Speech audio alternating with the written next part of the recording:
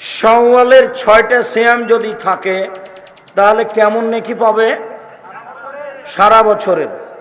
ধারাবাহিকভাবে রাখবে, মধ্যে মধ্যে ছেড়ে রাখতে হবে এটা নয়, কারণবশত ছাড়তে হয় সেটা ভিন্ন কথা।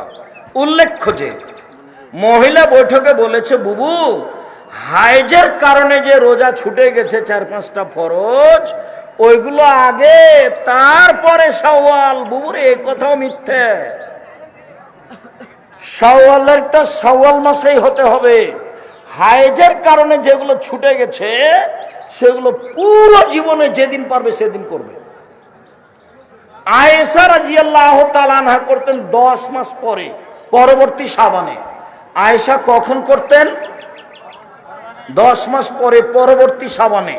কাজে হায়েজের কারণে যেটা ছুটে গেছে সেইটা আগে করতে হবে, তারপরে আপনার শাওয়ালে। কথা মিথ্যা।